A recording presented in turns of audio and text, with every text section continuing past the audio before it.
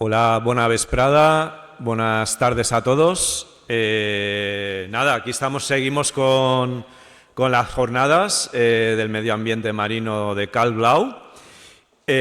Aquí tengo a mi lado a Paula Pérez Sánchez. Ella es investigadora del Instituto de Ecología Litoral, que están en Campello, ¿verdad? Y es graduada en Ciencias del Mar. Como bien dije el otro día, estas jornadas pretenden que todos conozcamos nuestro entorno, lo valoremos, conozcamos las problemáticas y buscar soluciones, que estamos aquí todos, y veros aquí presentes a todos demuestra vuestro compromiso con el medio ambiente. Así que muchas gracias y cedo la palabra a Paula.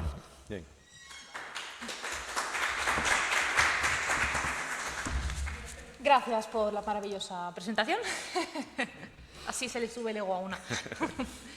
Bien, pues siguiendo un poco la temática de la exposición que habéis podido ver ahí fuera, pues vamos a completar un poquito la información de la problemática actual de la contaminación marina contaminación de plásticos en el medio marino, mejor dicho. A ver. Esto no quiere ir ahora. ¿No? Ahora. Ahí estamos.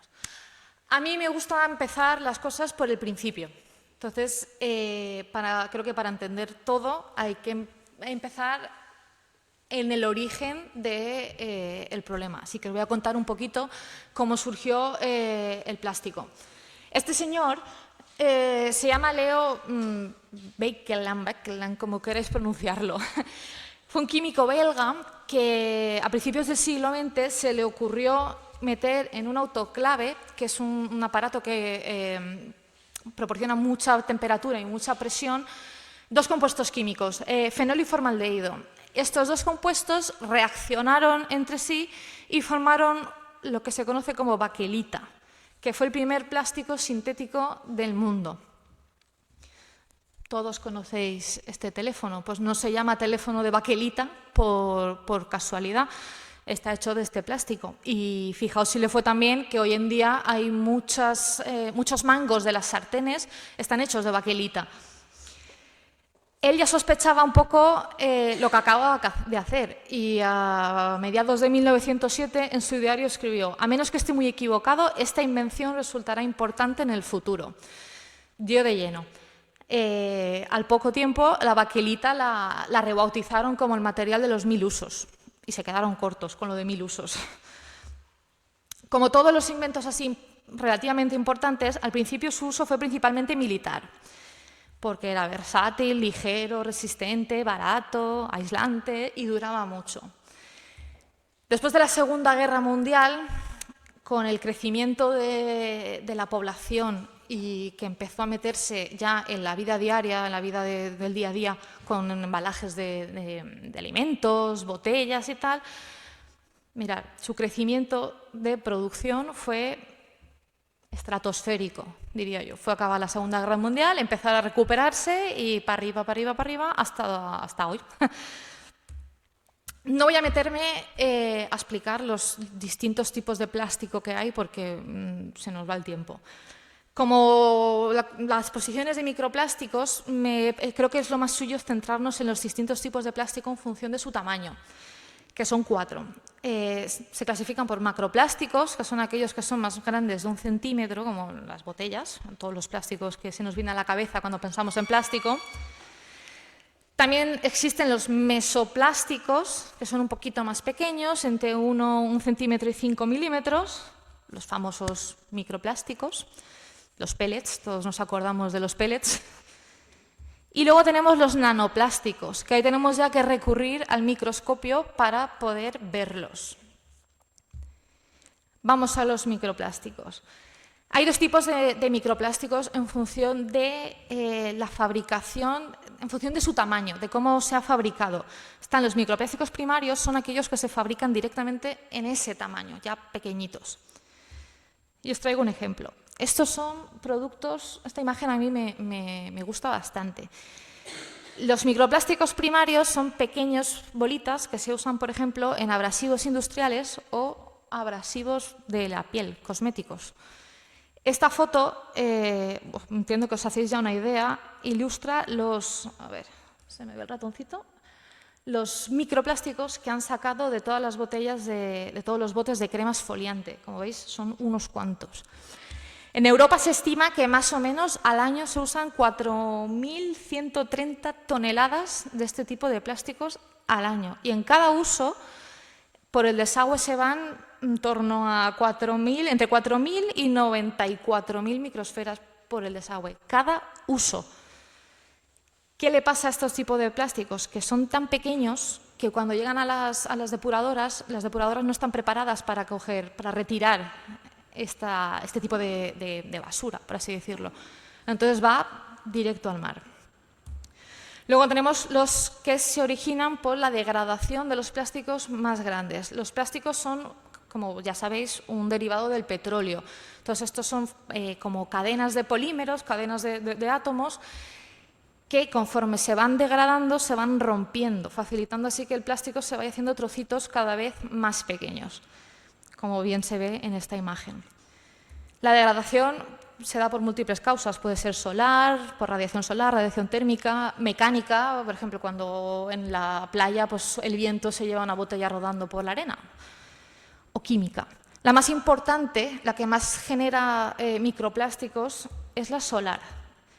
Y principalmente se da en las playas. Todos los plásticos que están en la playa reciben muchísima radiación solar, entonces son los principales generadores de microplásticos. Esta imagen es muy chula, esta imagen es de la Unión Europea y ilustra los 10 productos de plástico más comunes en las playas europeas. Como podéis ver, son todo plásticos de un solo uso. Y como hemos dicho, la degradación solar se da principalmente en las playas. O sea, estos de aquí son los principales creadores de microplásticos que llegan al mar.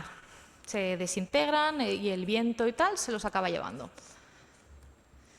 Pero no solo viene la contaminación de ahí. Aquí os traigo unos datos un poco curiosos para que veáis que no solo viene todo de las bolsas y las botellas. Las fibras de ropa. Como sabéis, son tejidos sintéticos. Y cuando los lavamos, el roce con la lavadora hace que se liberen por cada lavado unas 700.000 fibras de plástico de ropa, que volvemos a lo mismo que lo que pasaba con las esferas de los exfoliantes. Llegan a la depuradora, no lo retira y al mar.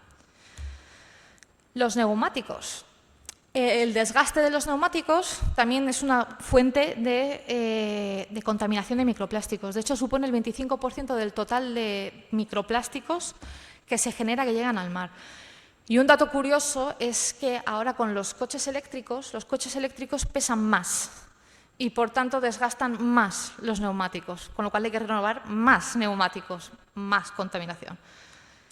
Mi favorito, campos de fútbol de césped artificial. Lo mismo, del uso se van soltando y suponen la tercera fuente de microplásticos. Casi nada. Pero no todo viene no toda la contaminación que llega al mar se produce en tierra. Tan solo el 80% se origina es de origen terrestre. El 20% de la contaminación de plásticos que hay en el mar se origina dentro del propio mar, a través de la pesca, vertidos de embarcaciones o pérdida de mercancías. Nos acordamos de los peles de Galicia, ¿verdad?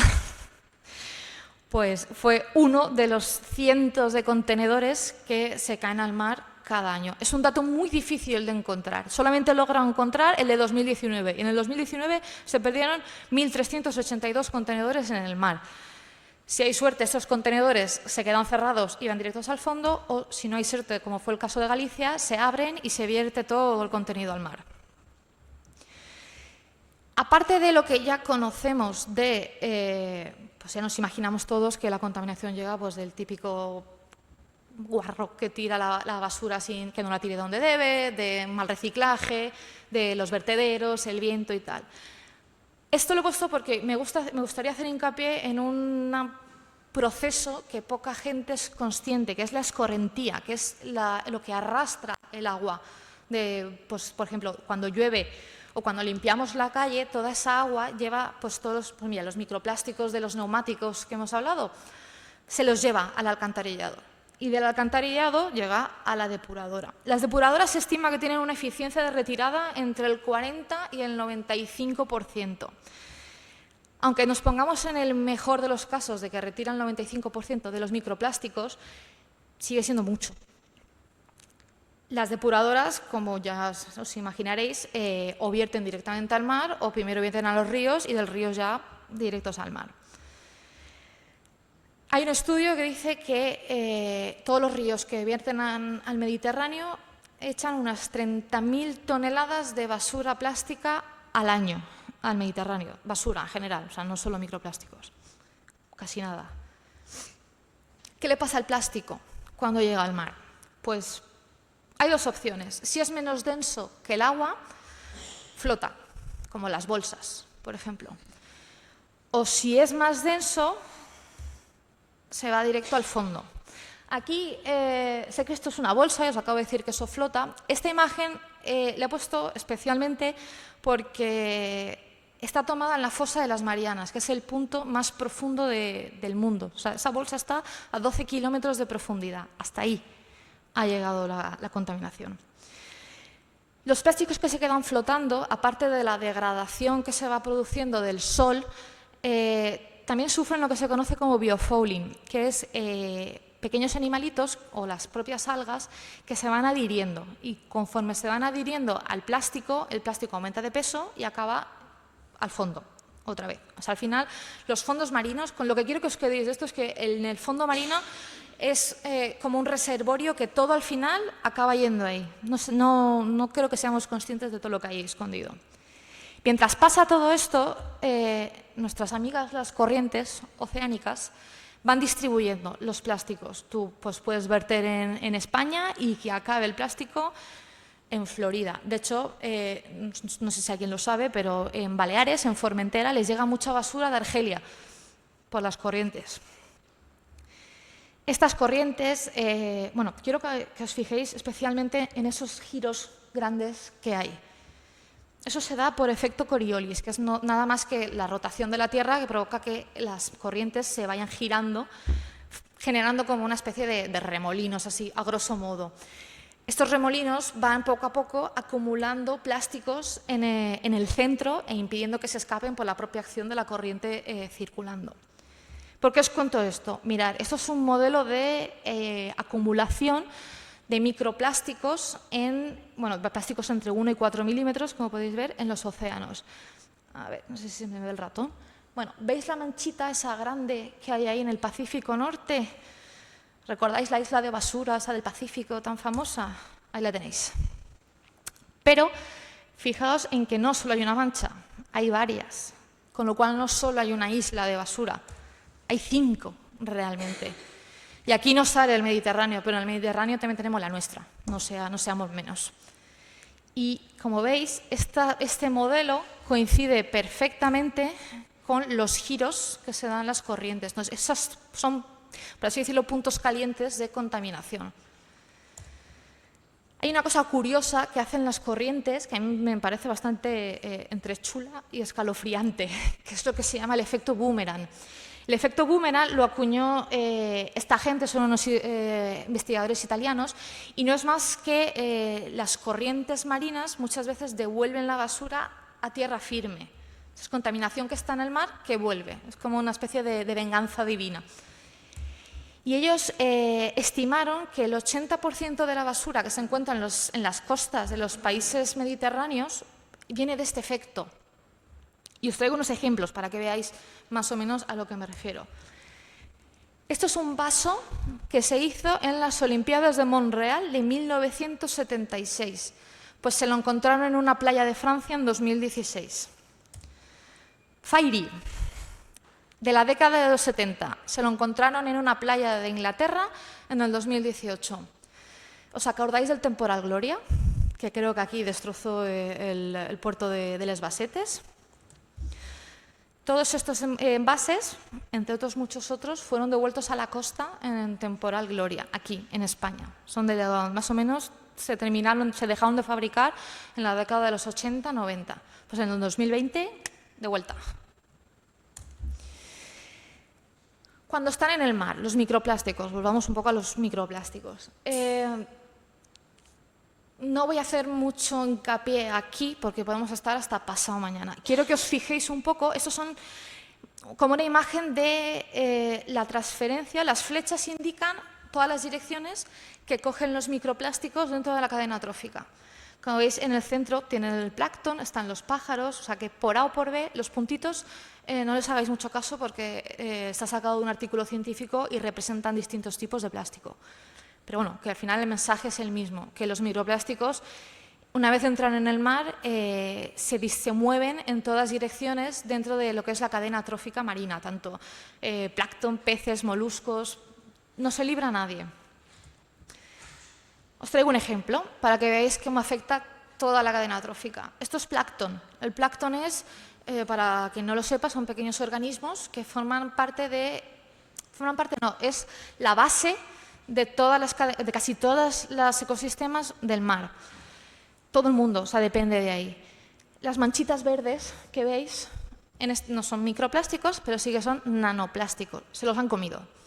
Entonces, eso luego va, pues ya sabéis, el pez grande se come al pez pequeño, y se va acumulando. Y luego tenemos la otra parte, la parte superior de la cadena trófica.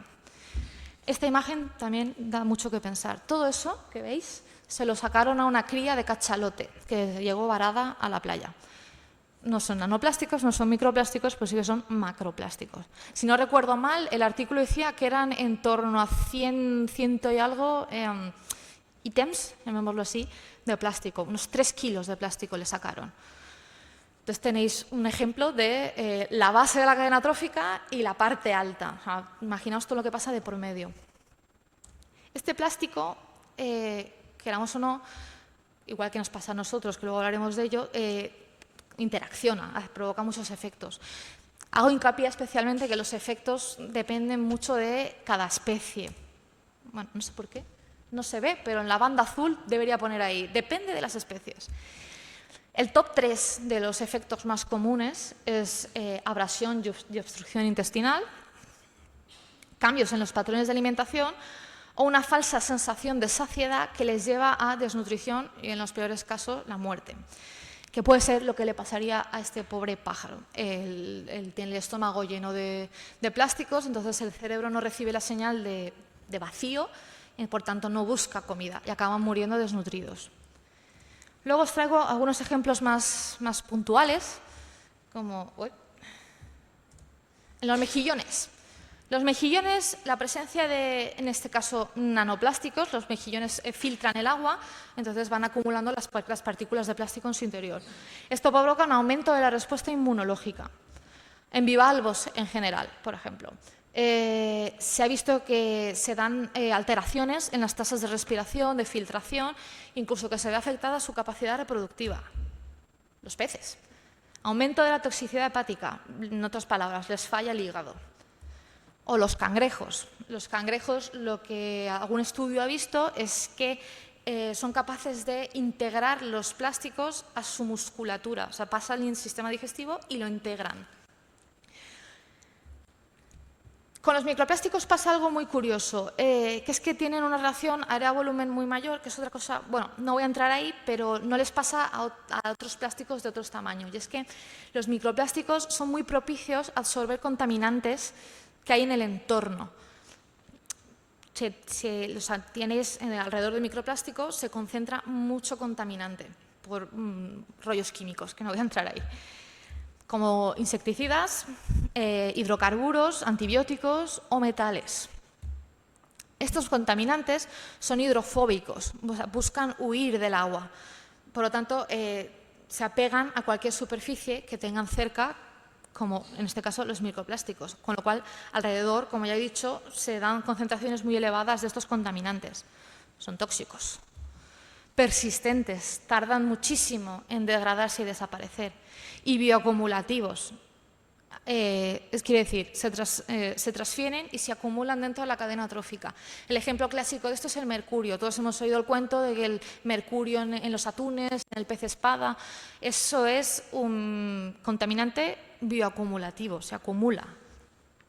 Pero bueno, que no cunda el pánico, porque muchos estudios han visto ya que que cunda el pánico, no sé qué es peor, que la ingesta de estos contaminantes es mayor por sus presas naturales que por comer microplásticos. O sea, que cunda el pánico, pero que no termine de cundir el pánico. No solo, salgamos un poco de lo que es efectos en la fauna, la contaminación plásticos también nos toca el bolsillo. En este caso ya hablamos más de macroplásticos, ¿no? La presencia de grandes plásticos en el mar provoca colisiones, enredos, obstrucciones de motor, obstrucciones de los sistemas de refrigeración de los barcos. Esto a la flota pesquera europea le cuesta 62 millones de euros al año en reparaciones. O, por otro lado, a la industria del transporte marítimo le causa 235 millones de euros en pérdidas por todo lo que provoca la contaminación en plásticos en el mar.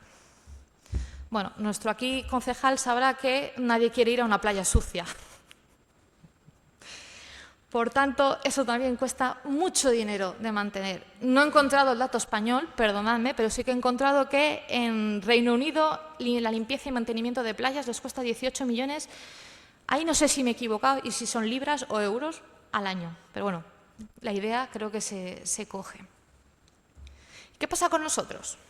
Porque aquí mucha fauna, mucha economía y tal, a nosotros también nos toca de cerca esto. Se calcula que ingerimos entre 74.000 y 121.000 partículas de plástico al año sin que nos demos cuenta. La famosa tarjeta de crédito. WWF, junto con una universidad australiana, creo recordar, hicieron un estudio, calcularon que al año consumimos unos 250 gramos de plástico. A mí me parece una burrada, sinceramente, una animalada. Pero no he encontrado ningún otro artículo que lo rebata, así que tomémoslo como cierto. Entonces, al cambio, eso equivale a que nos comiéramos una tarjeta de crédito a la semana.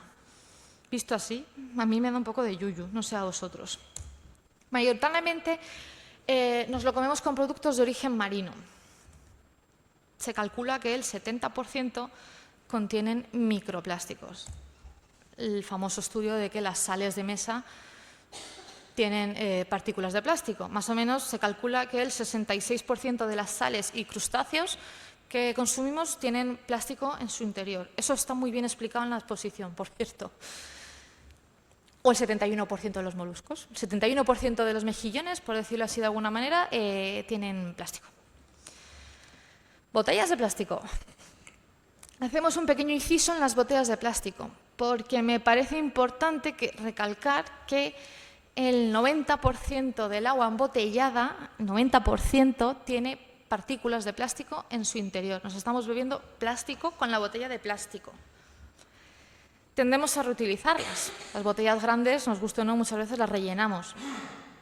La reutilización aumenta la degradación, con lo cual, conforme más se reutilizan las botellas de plástico, más se van degradando, más plásticos liberan. Nos bebemos más plásticos con las botellas reutilizadas.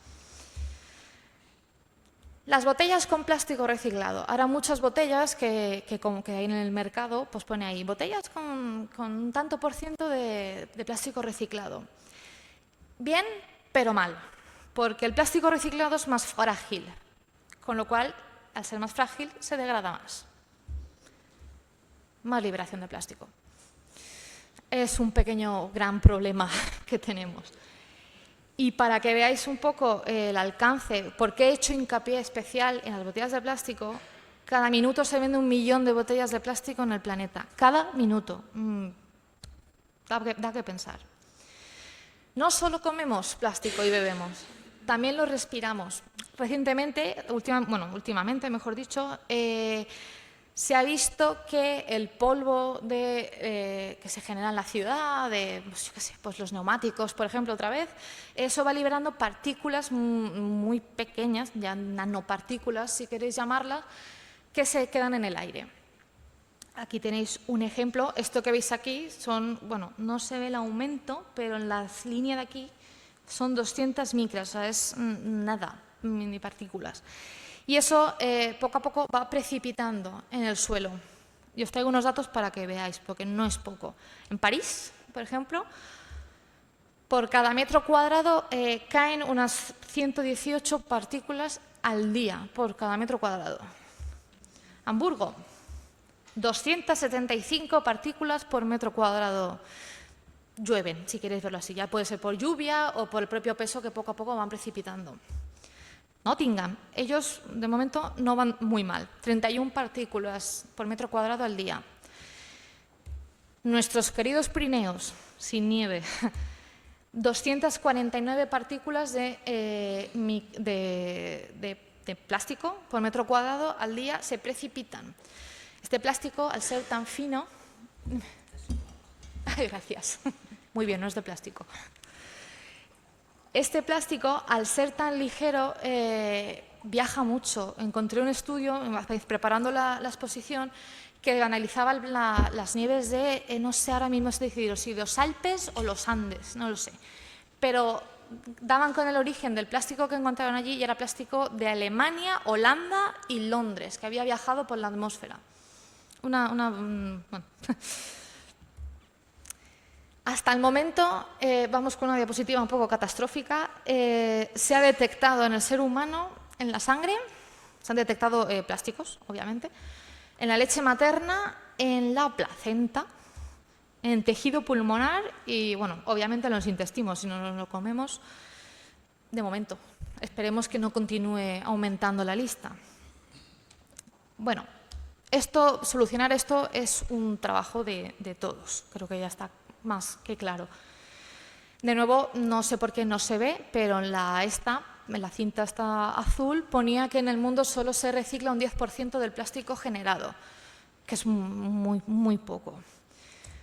¿Por qué hago hincapié en esto? En la Unión Europea el 80-85% de la basura que hay en sus mares es de plástico y de el 50% es plásticos de un solo uso. Con lo cual, solucionando este problema, que sé que lo decimos todos del plástico de un solo uso, no gastes las botellas, no gastes las bolsas, tal, se hace mucho ya. Pero también he de deciros que solucionar el problema de la contaminación de plásticos es muy complicado porque hay infinidad de parámetros que influyen en la contaminación marina. La economía de cada país, la población, la legislación que tiene cada país, el turismo también hace mucho, las tasas de contaminación suben mucho en las épocas de turismo de verano. Incluso hasta la meteorología, como podéis haber visto hace un momento, como os he contado, la lluvia también arrastra el plástico, el viento, que es infinidad de parámetros. Pero a la vez, creo yo personalmente que al ser tantos parámetros lo que influyen, eso nos abre el abanico de actuar en muchas zonas, porque muchas veces se hace hincapié en nosotros como usuarios de, pues eso, no compres la botella de plástico, no sé qué, pero se pueden actuar en muchas más cosas. Nosotros, como usuarios, reduzcamos el consumo de plástico de un solo uso. No es necesario comprar un paquete de plátanos envuelto, un racimo de plátanos, por así decirlo, envuelto en una bolsa. Comprar a granel. Esta imagen me parece horrorosa. Yo reconozco que soy la primera que compra media sandía envuelta en plástico. Pero toda esa fruta cortada y empaquetada, ¿es realmente necesaria? No podemos comprar el kiwi como un kiwi normal y corriente a granel y cortarlo en casa. Pues, no sé, a mí me da que pensar. Productos de un solo uso, reduzcamos el consumo de productos de un solo uso. Aparte de los embalajes, pues ya sabéis, las botellas de plástico, las bolsas de plástico, utensilios de un solo uso, platos de plástico, lo que ya sabemos todos, no voy a hacer hincapié ahí. Reciclaje. Ya sabemos que hay que reciclar, ya sabemos la importancia de reciclar y no voy a contaros más de esto. Aquí quiero hacer hincapié, y si queréis participamos todos, en que no reciclamos bien, que parte del problema del reciclaje es que no reciclamos bien. Vamos a jugar, va. El contenedor amarillo, ¿dónde tiraríais el desodorante? En el contenedor amarillo, en otro contenedor. Ahí bien. Las cápsulas de café. ¿Dónde van?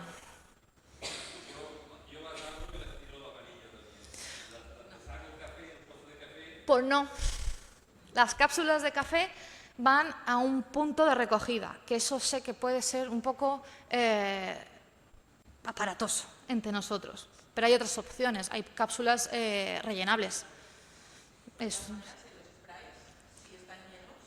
No, tienen que estar vacíos. Cierto. Peor. Cierto, buen apunte. Pero en general se recomienda que se lleven a puntos de recogida. Y si no, pues reutilizables, que no cuesta nada. Yo en mi casa las tengo. La abres, echas el café, aprietas y... Pero hay que ceder un poquito. Aunque para mí el café el mejor es el de esta italiana. Ya está, pero sobre gustos. Las bandejas de aluminio de estas de alimentos, ¿dónde las tiraríais? Vale, eso sí, muy bien. Cerámica, las tazas. ¿No? Al amarillo. Eso es lo que dice Coembes. Toda esta información la he sacado de la página de Coembes, que se supone que es la Biblia del reciclaje español. Los blisters de medicamentos vacíos, ¿dónde los tiraríais? No, por ahí han dicho el punto sigre, porque pueden contener restos de medicación. Entonces se lleva a la farmacia y listo. Es un rollo, pero hay que hacer las cosas bien.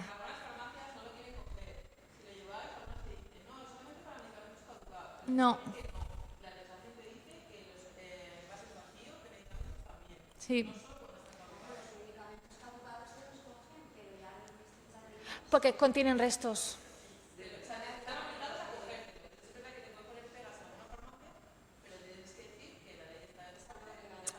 Quizás es hilar muy fino, pero la realidad es que digamos, uno contienen restos y te arriesgas a producir, contaminar de otras maneras. En la farmacia no es tanto rollo como puede ser llevar las cápsulas de café a un punto de recogida.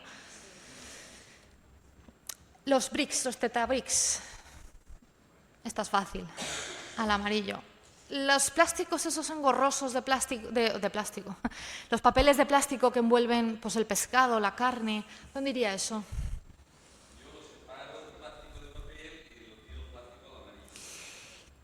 Al contenedor gris.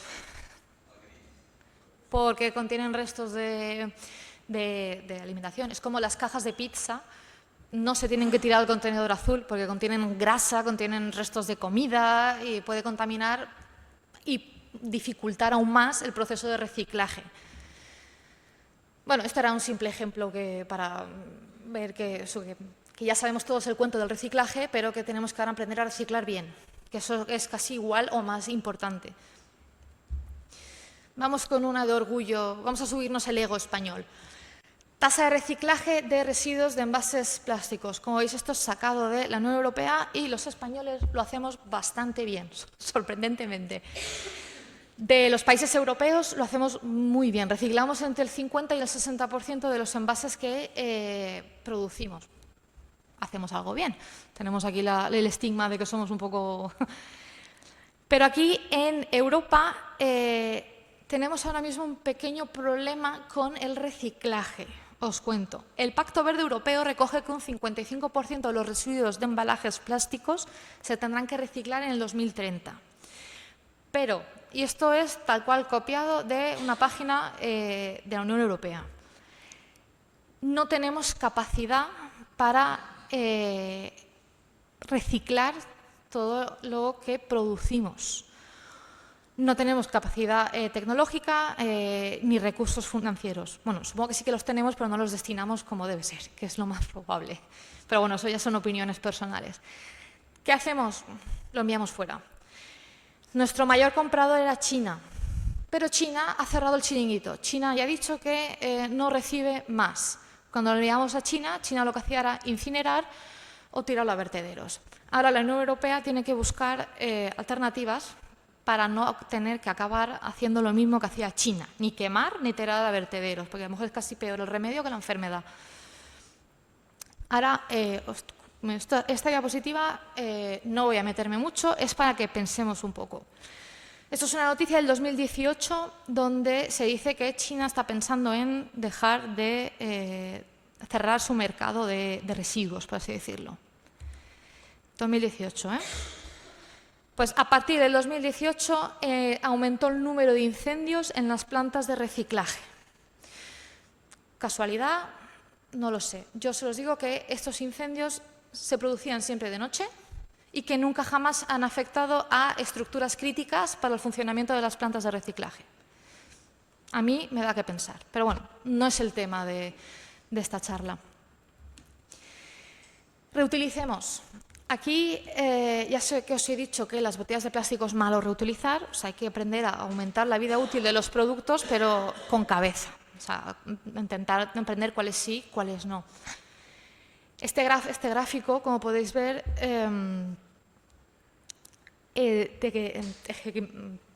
pone la vida útil de los tipos de plástico.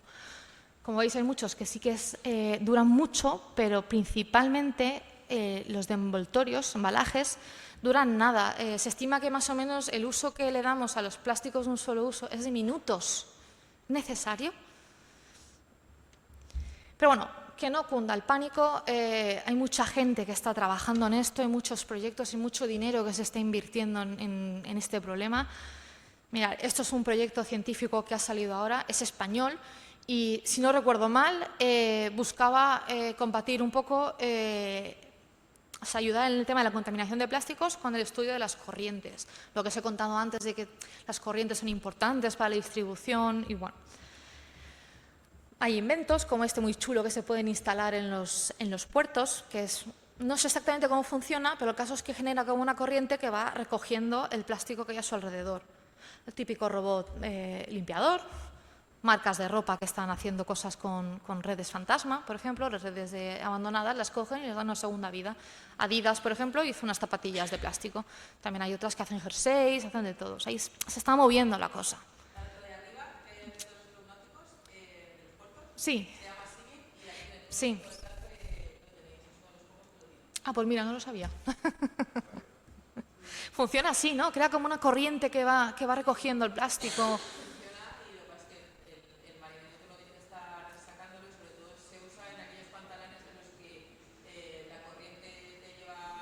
Sí. Sí. Pues mira, me alegra saberlo. Aparte, aunque no lo parezca, los que legislan también están haciendo cositas. En el 2019 la Unión Europea sacó la famosa ley de los plásticos, que a lo mejor habéis oído hablar, que prohíbe determinados plásticos de un solo uso. Todos hemos probado esas maravillosas pajitas de cartón que nos dan ahora en los bares, en los zumos, tal, vienen de esta legislación. Que además también establece objetivos de reducción de consumo, objetivos de reciclaje, pretenden que para el 2025 en Europa se recicle el 77% en peso de todo el plástico generado. Pero, como ya os he comentado, aquí hay cositas que solucionar previamente. Hace hincapié en medidas de concienciación y establece el mantra de quien contamina paga. Les da más responsabilidad a los productores, quienes tienen que a partir de ahora pagar los gastos de recogida de residuos y limpieza de vertidos, medidas de concienciación sobre productos de un solo uso, también tienen que pagar los estudios que se haga de datos de recogida de fabricación, de ventas, para hacer todas las estadísticas. No me preguntéis exactamente cómo hacen esto, pero es lo que dice la ley. Como dato curioso, todos nos hemos peleado con esto, ¿verdad? Con estos maravillosos taponcitos. Vienen de esta ley. Esta ley fue quien nos ha otorgado la maravillosa experiencia de pelearnos con los tapones. Esto está hecho para asegurar el reciclaje del tapón junto a la botella. Otras cositas. Os he comentado antes, así muy de pasada, que también el 20% de la contaminación se da en el propio mar. La Organización Marítima Internacional tiene el convenio MARPOL, que es el acrónimo de Marine Pollution. donde en el anexo 5 hace especial hincapié donde prohíbe expresamente la eliminación de residuos en alta mar, obligando a guardarlos y descargarlos adecuadamente en los puertos. Por otro lado, las grandes empresas, PepsiCo, Unilever, que son las mayores fabricantes de productos contaminantes, productos contaminantes no, perdóname, de las botellas, los embalajes que caen en el mar, ya se han comprometido a fabricar productos que sean reutilizables, reciclables, aptos para el compostaje, uso de materiales reciclados. Poco a poco, pues, todo suma. Parece que no, pero sí que se están haciendo cositas. Y bien, para acabar un poco, no quiero que nos quedemos con la idea de que el plástico es malo, no hay que demonizar el plástico. El plástico nos ha permitido vivir como vivimos hoy en día. Por ejemplo, nos ha dado una seguridad alimentaria tremenda, permite que se mantengan los alimentos frescos más tiempos, se reduce el desperdicio de alimentos, se protege los alimentos de contaminación externa, química, microbiológica. Luego es vital para la medicina de hoy en día. Imprescindible también para el avance tecnológico. No es malo el plástico. El problema aquí reside en el plástico de un solo uso. Os vuelvo a poner la imagen de los 10 productos de plástico, o sea, los 10 productos de basura más abundantes en las playas europeas. Vuelvo a decir, son plásticos de un solo uso.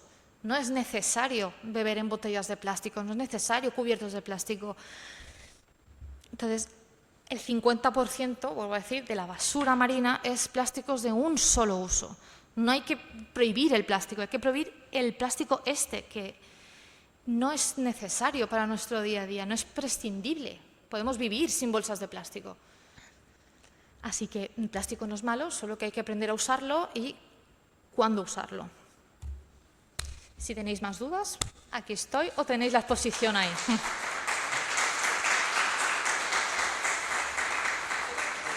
Sí, por ahí detrás también. Dime. Creo que sí. Creo que sí. Y si no, me apuesto lo que quieras a que están trabajando en ello. Pero me suena que sí que hay gente trabajando en eso y que han dado con algo de ese estilo. No sé decirte más, lo siento. Pero bueno, también hay bacterias que comen petróleo, si te sirve. Y el plástico viene del petróleo. Dime. Y en Alicante se está investigando para hacer envases con los huesos de las garrapatas para sustituir al plástico. Ah, No me acuerdo quién está llevando la investigación, pero lo leí en el periódico la semana pasada. Sí, se están haciendo muchísimos proyectos de hacer envases hasta con posidonia, creo que haber leído alguna vez, vamos. Mi pregunta era, cuando hay elementos hechos de plástico reciclado, que ahora está de moda los bancos, sí, y creo que Calpe también tiene ahí las letras en la playa que pone Calpe, todo eso que hacen con producto reciclado, con la lluvia, va soltando en principio microplásticos al medio. Como cualquier plástico se degrada, entonces yo creo que ahí la clave está en un buen mantenimiento. Si tú los dejas ahí al sol y ya te olvidas de ellos, pues quieras o no, por mucho que sea reciclado o sin reciclar o de metal o lo que quieras, va a acabar degradándose. Y las cosas de imagen de las zapatillas, Sí. en la ropa hay mucho microplástico y cuando la lavamos va al mar. Cuando hacemos ropa con material reciclado, la cantidad de microplásticos que vierte también es muy superior a la ropa No he encontrado ese dato, pero es que sí que es verdad que si arreglas por un lado o por otro... ¿Qué hacemos? Es complicado, ya. Algodón. No, pero Déjate un dinero para el plástico que ya está. O sea, me refería por las zapatillas, ¿no? O sea, que aunque nosotros dejemos de consumir plástico ahora ya y nadie se prohibiera, no se hiciera más, la cantidad de plástico que hay ya en el mercado y en el medio, necesitamos dar una solución. Lo de las bacterias sería genial, pero la solución de fabricar otras cosas, igual estamos desvistiendo un santo para vestir a otro. Es probable, sí. Pero bueno, es probable que sí, pero también hay que ver el lado bueno. Todo eso también sirve, creo yo, corregirme si pensáis diferente, para crear concienciación también.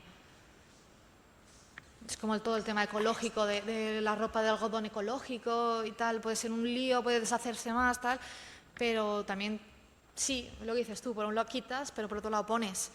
Pero si sacas de eso algo, digo yo, no sé. Creo que sí, hay que tener en cuenta también. Sí, desde luego. ¿Me la apuntabas? Tengo una pregunta porque siento Dime, a ver si puedo ayudarte. Sí.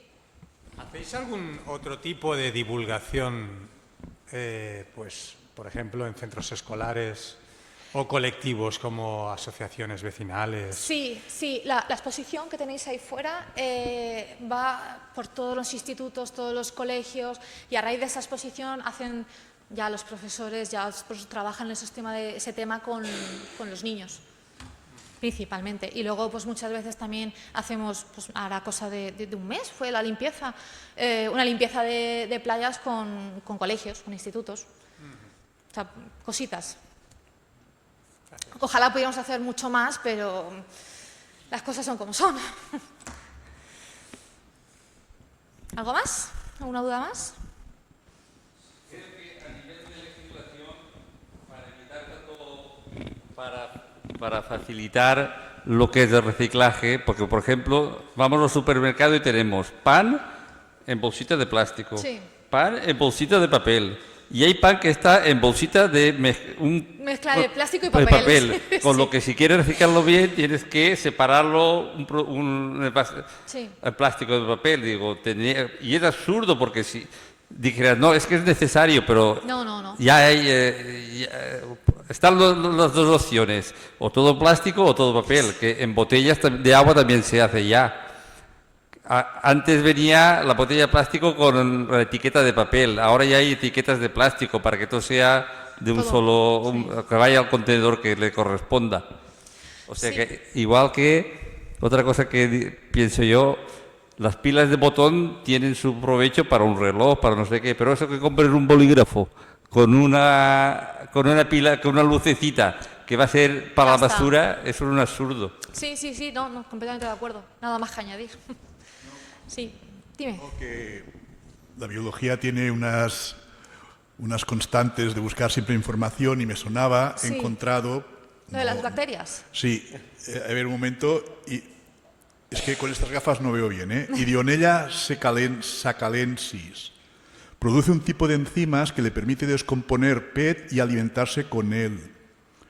El equipo de investigación extrajo la secuencia de ADN responsable de producir los enzimas que descomponen el plástico de la bacteria, la sacalensis, para incorporarla en un plásmido.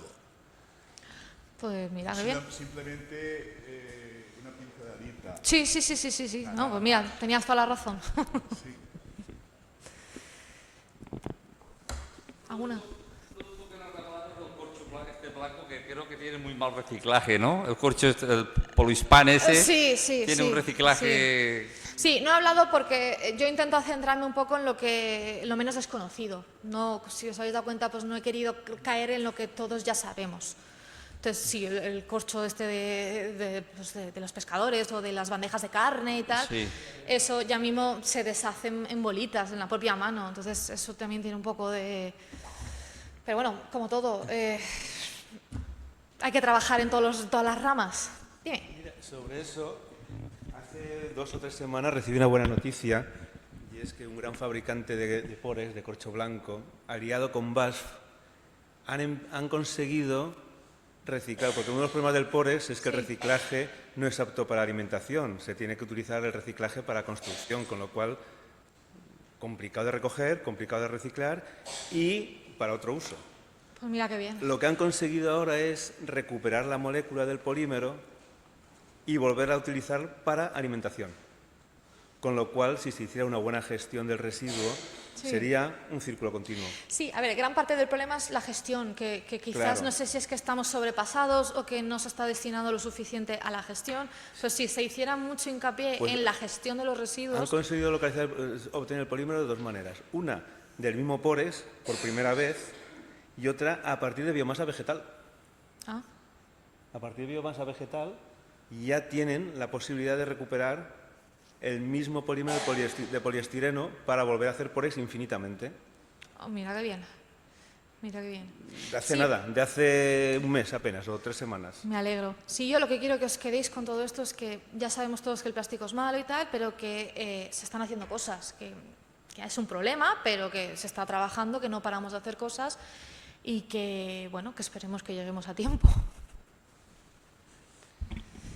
Y bueno, dispara. Bueno, se oye igualmente, sí. Ah, vale. No, me había olvidado de que estaba grabando.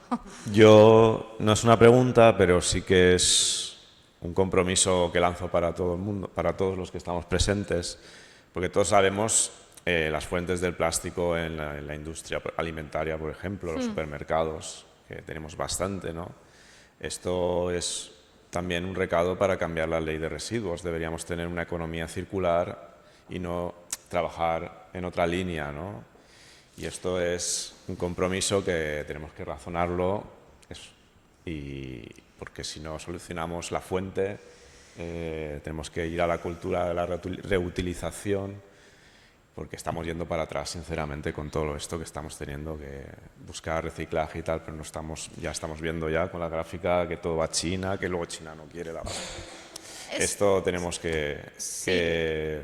los que ya tenemos ya la conciencia, y ya sí, vamos con nuestra bolsa de tela, utilizar la botella. Sí, por eso no quería hacer hincapié en eso, porque ya pero sabemos. buen ciudadano, pero luego el compromiso está desde el otro lado, que se tiene que cambiar ciertas legislaciones, que tenemos que entre todos cambiar la legislación. Sí, es lo que quería transmitir un poco con esta diapositiva, que hay distintas formas de enfocarlo. Obviamente no podemos hacer nada con la meteorología, pero si trabajamos de todos los puntos de influencia en todos los parámetros, pues legislación, nuestros de nuestro día a día, pues que yo creo que se pueden hacer cosas, que tampoco es...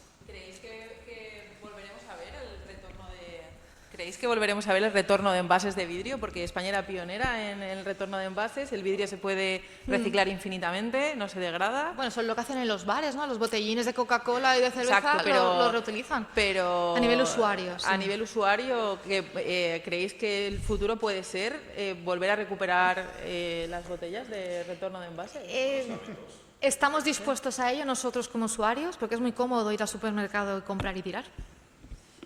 Pero nosotros de los que estamos aquí sí, obviamente, claro, pero... O sea, yo ya tengo una edad, pero recuerdo en Helsinki, en mi juventud de estudiante, que en los supermercados tenías una recogida de envases, que por cada envase que metías te devolvía parte del dinero. Sí. Entonces no es tan descabellado tener un sitio en el que, igual que vas al punto limpio a llevar los residuos, que está el punto limpio móvil, que es un camioncito que va por ahí, y tú tiras todos los residuos que no tirarías a los contenedores de recogida selectiva, pues lo mismo sería poder poner algo así para la recogida de los envases de vidrio.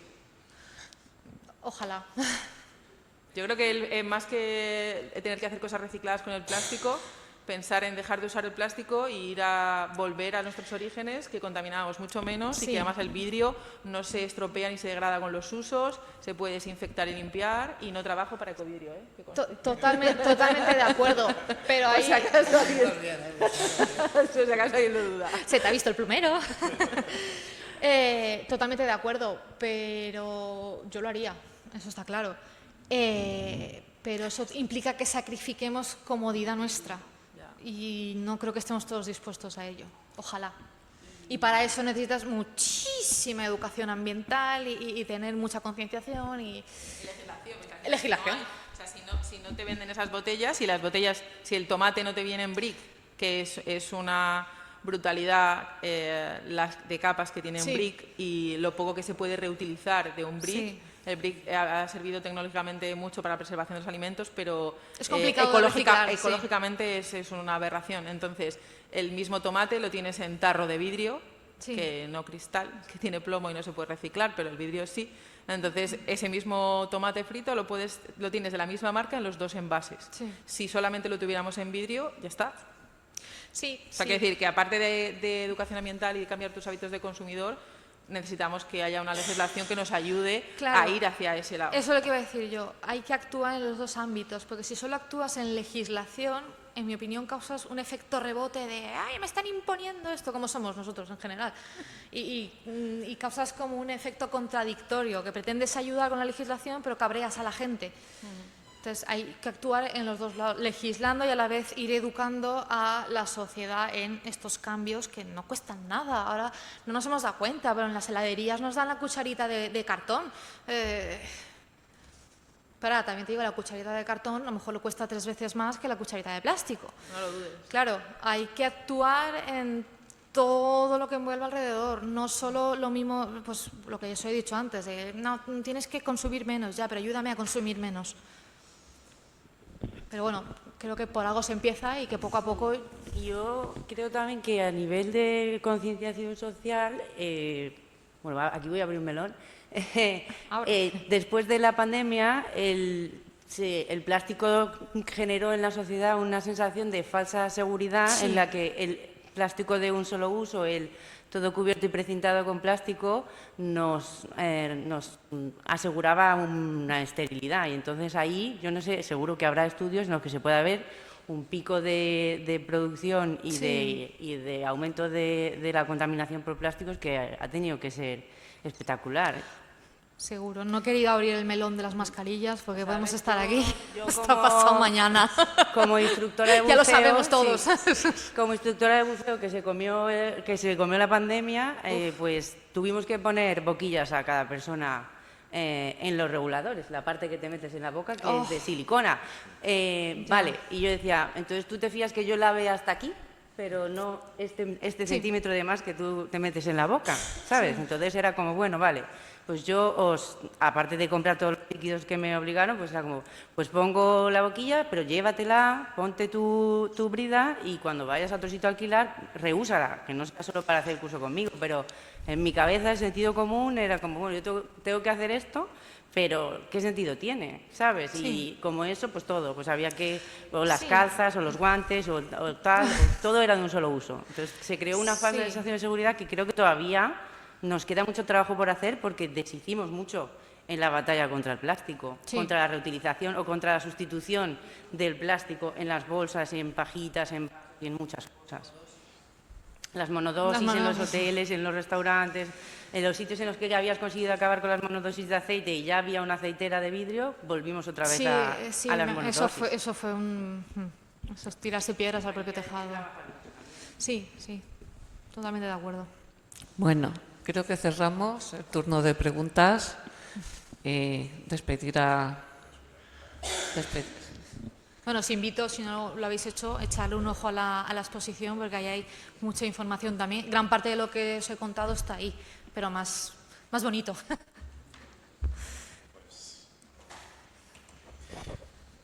Ha sido un placer, muy interesante. Nos hemos quedado todos aquí con preguntas. Esto da para un debate. Pero, como ya me repito, yo me repito mucho. La gente, esto es precisamente por eso, los que estáis presentes, que ya estar aquí presentes es, en cierta manera, estáis demostrando un compromiso con el medio ambiente y los pocos que somos de trabajar en nuestro entorno cercano y siempre intentar cambiar la dinámica y ya plantear retos como el cambio legislativo y cosas así que tenemos que ir a trabajar por estas cosas, las cosas de antes, que vuelvan otra vez los buenos hábitos, que hemos perdido muchos hábitos que antes, que ahora es todo más moderno, está muy bien, pero no estamos yendo bien. Muchas gracias y nada, aquí tenemos un detalle que aquí desde la alcaldía y de la Concejalía de Medio Ambiente. Muchísimas gracias. Detalle para los ponentes y nada, muchas gracias. Yo había pedido un merchandising que no llevaba nada de plástico, pero ahí está. Muy bien, dando ejemplo. Gracias.